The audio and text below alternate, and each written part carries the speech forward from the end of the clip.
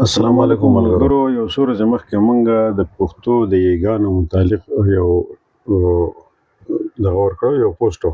نو د پښتو د نورو خلکو له ورځي، خو بعضې ټکي دا دي چې هغه څه مشترک غوندې دي نه، د هغې پته نه لګېدل کېږي. مثال په تور تاسو مخامخ وګورئ، دا جې چې کوم دی، له پاسه به درې ټکي دي، دې ته جې ویلی شي. دا د جا اواز ورکوي، جې جا، لکه جړه، جبه، جور، که نه دا ډیزاین.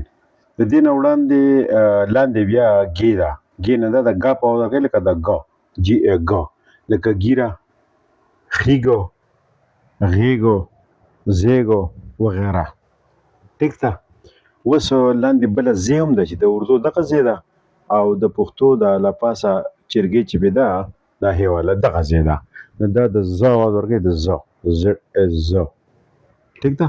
لکه زمونږه، زه، زمکه، زما، دا وغیره. لاندې بیا ډې ده. ټیک ده.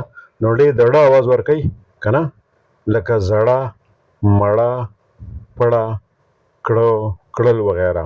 د دې نه لاندې اوس یو اهم دی، د نون په شانتې چې دی، خو لاندې ورته غونډ شی غوندې دی. د ده اواز دی د اون، اون. څوک ورته نوړ وایي، څوک ورته اون وایي. ټیک ده. دی پخوا به په نون ړې الف سره اواز کېده، اوس دی دغه نون لاندې دا سترګه وکړئ، نو لکه دا کوڼ چې دی، کوڼ، رڼا. ټیک ده. دا د اردو رڼا دا بل نوم لیکلی شي. تاسو وګورئ که نه، رې نون ړې الف ړا دی، او دا صرف رې او نو، دا ڼون، که نه، دې ته اون وایي، د اون اواز ورکوي. نو اکثر موږ نه دا ټکي نه راځي. نو چونکې د ژبې د تهذیب سره ډېر غټ لاس دی، نو کم خلک چې خپل مشران او خپل تهذیب هېر کړي، د هغو تاریخ، د هغو نوم هېر کړي په دنیا کې، نو په کتابونو کې بیا د هغو نام نه وي. نو لہذا دا مه وایئ چې موږ له، ځکه چې تاسو اکثر موږ ګورو نو درې ټکي د انګریزۍ او دوه ټکي د اردو او درې د انګریزي، درې د پښتو خلک استعمالوي، یو پیشن جوړ شوی دی. نو ټیک خبره ده، خپل پیشن کوئ، د دنیا سره یو شان چلېږئ، خو خپله ژبه او خپل کلتور به نه هېروو.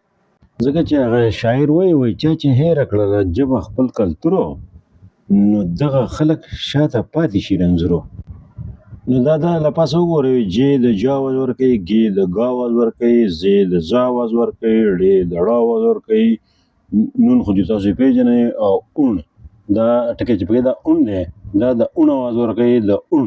دا د انګریزي کې لکه ا ان ډبل آر اڼ، یو ان ډبل آر اڼ، او ان آر اڼ.